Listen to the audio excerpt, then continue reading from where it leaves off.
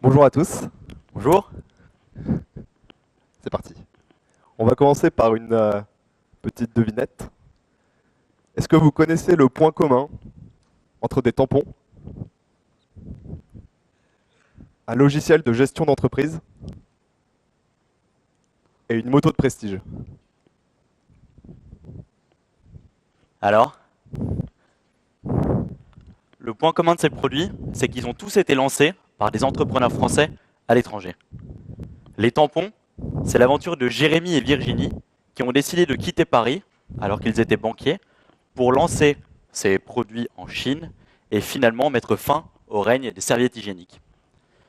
Aujourd'hui, ils sont en Chine depuis maintenant plus de 3 mois et ça marche hyper bien.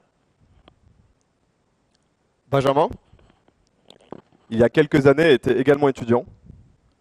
Il a lancé un projet de fin d'études, un réseau social pour entreprises. Aujourd'hui, il est en passe de devenir l'un des entrepreneurs français les plus successful de la Silicon Valley. Alexandre, lui, son produit, c'est la moto. Il est parti en Inde pour un échange universitaire. Il a décidé de traverser le pays sur son 2 roues. Et aujourd'hui, il est à la tête d'une agence qui est présente dans plus de 4 pays. Et en Asie. Il y a 2 ans, on était assis ici à votre place. Aujourd'hui, on est devant vous. Et entre-temps, ces entrepreneurs, on les a interviewés. Pendant 1 an, on a fait le tour du monde pour aller rencontrer les Français qui ont créé des entreprises à l'étranger. On a visité 13 pays, exactement, de l'Afrique du Sud aux États-Unis, de l'Inde au Brésil.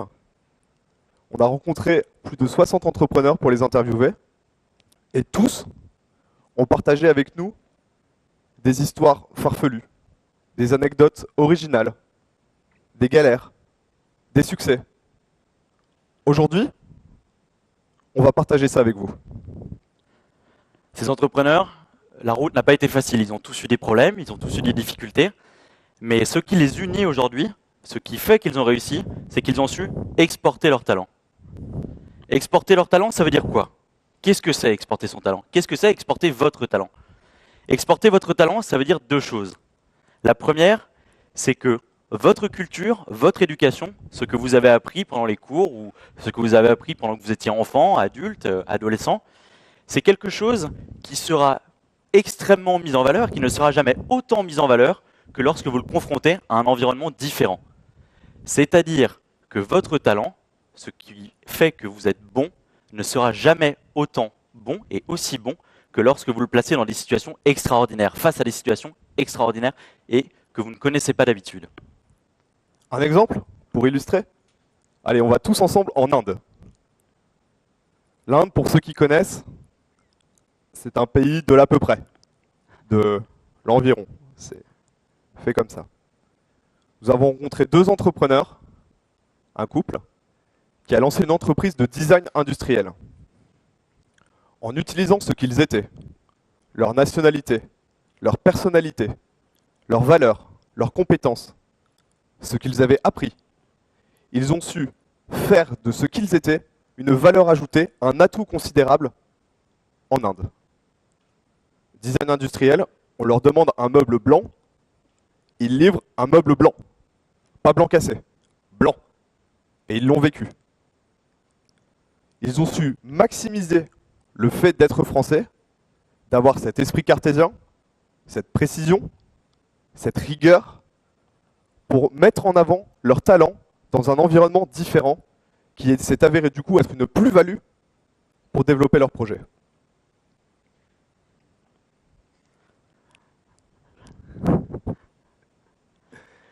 La deuxième condition, la deuxième chose que représente exporter son talent, c'est qu'en fait, vous allez être confronté, si vous êtes à l'étranger, vous allez être confronté à des situations complètement improbables, des situations extraordinaires. Le fait de se retrouver devant ces situations extraordinaires va vous amener à répondre d'une manière extraordinaire aussi. C'est quelque chose auquel vous n'avez pas pensé. Vous allez en fait, dans les situations extraordinaires, découvrir en vous des talents que vous ne soupçonniez pas. Que vous soyez aux États-Unis, que vous soyez en Birmanie, que vous soyez en Argentine, votre quotidien à l'étranger va être amené à être un quotidien mouvant, un quotidien qui va changer en permanence. Ça va être un quotidien plein de défis. Et ce quotidien va vous amener à révéler quelque chose de très profond en vous, un talent que vous ne soupçonniez pas. Ce talent, nous avons pu le voir et nous avons pu le voir s'exprimer à travers l'histoire d'entrepreneurs qui ont, eux, vécu ces situations extraordinaires. Et nous allons vous raconter 3 situations extraordinaires que nous avons pu vivre par ces entrepreneurs. Situation numéro 1. Vous êtes un start-upper dans la Silicon Valley. Vous devez recruter un développeur informatique. Vous rencontrez les candidats, très qualifiés. Ils vous demandent 120 000 US dollars de salaire par an. Un peu cher pour vous. Vous l'embauchez? Situation numéro 2, Afrique du Sud. Vous devez distribuer des préservatifs à tout le pays. Vous n'avez aucune organisation logistique, aucun contact, et le pays a des infrastructures plus que limitées. Comment faites-vous? Situation numéro 3. Vous êtes au Brésil. Voici vos locaux. Il fait 35 degrés. Votre propriétaire débarque du jour au lendemain et vous annonce que le loyer augmente de 80%.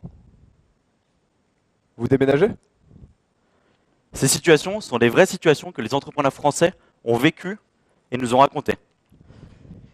Et en fait, c'est en se confrontant à ces situations complètement exceptionnelles, qui n'arriveraient jamais par exemple à Nantes, à Paris ou à Lyon ou je ne sais où, ces situations exceptionnelles les ont amenés en fait à trouver quelque chose, à trouver des ressources qu'ils ne soupçonnaient pas. Et voilà quelles sont les solutions. Première solution. Retour dans la Silicon Valley. Vous n'embauchez pas là-bas. Si vous êtes français, vous allez embaucher en France. Si vous êtes indien, vous embaucherez en Inde.